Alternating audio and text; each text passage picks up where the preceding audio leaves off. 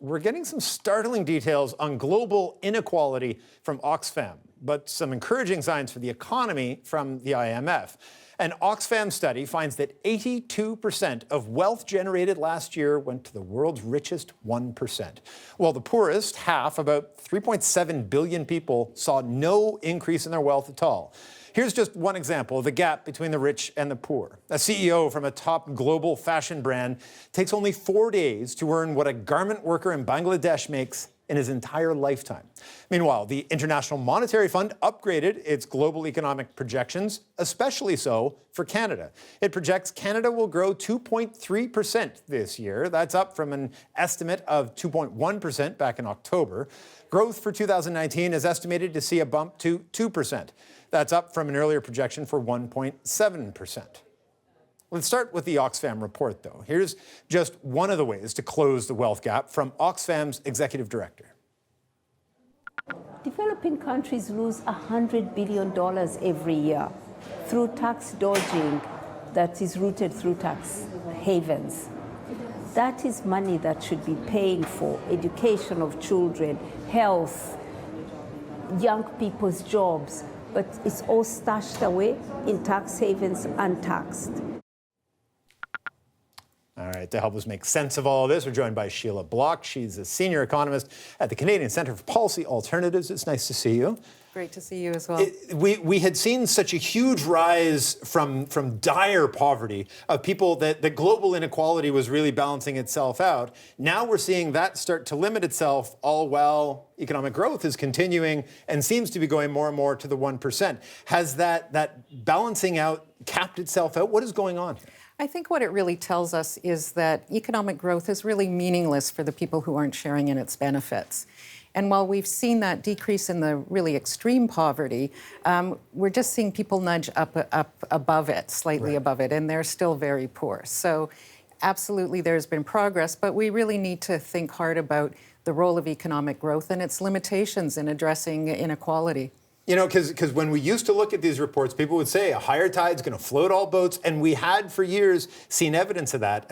Has that argument sort of run its course then? I really think it has. Year after year, we see the same kinds of reports outlining how large inequality is, how it's actually how it's increasing or how it's holding steady. And it's really not going to take care of itself, and it's certainly not going to take care of itself as a result of economic growth. I think Oxfam really did us a favor because they outlined some policies that really can address it. Which ones jump out at you? How do you see, what's the clearest and most direct path to addressing this? Well, one of the things that really leapt out at me is they really talked about labor market policy. And they talked about the importance of living wages, raising up people at the bottom, and that has two impacts. One, that raise people at the bottom, and by reducing the amount of profit that goes to those folks at the top who are shareholders, it brings them down a little and redistributes it to the bottom. And I think Canada's really showing some leadership in that area. How much of getting this argument and figuring this out is going to be making this case to shareholders and having them change their behavior? Because right now there isn't a whole lot of onus on them to change their behavior because they're in that 1%, they're getting richer. Unless they see some bite out of this, will they ever change that behavior? How do we address that? I think we just need to step back and look back at government's job to regulate. And so governments really have a role in regulation in terms of regulating potentially CEO pay, definitely in terms of the tax advantages that really get CEOs to focus on those short-term share prices, and also to regulate in terms of what's happening with labor standards, what's happening with tax competition, whole range of policies that can do that, and without expecting shareholders to do something that's not their job. Well, but acting in their own interests. And is it not the case that increasing inequality hampers growth? That if we can address that, we will see more growth, that they will, in fact, get richer if we address these core issues and see a more inclusive economy that has benefits for everybody? Absolutely. There's been recent studies from the IMF that actually outlined how inequality is a limitation to growth. But part of that question is who's benefiting. And the top income earners are very much so benefiting from this level of growth and where it's distributed.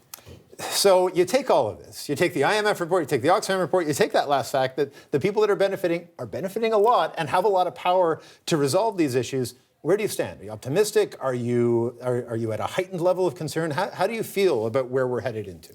I have some level of optimism. I think we've seen some really interesting organizing happen. You can look at the Women's March on Saturday. You can look at the increased awareness and kind of policy-driven report that we saw from Oxfam. So I have some hope. And I am hoping that governments will step up to the plate, take their responsibility seriously, and take some action on inequality. Well, Sheila Block, it's always great to get your insight. Thanks for this. Thanks so much for having me. Sheila Block, the senior economist at the Canadian Centre for Policy Alternatives.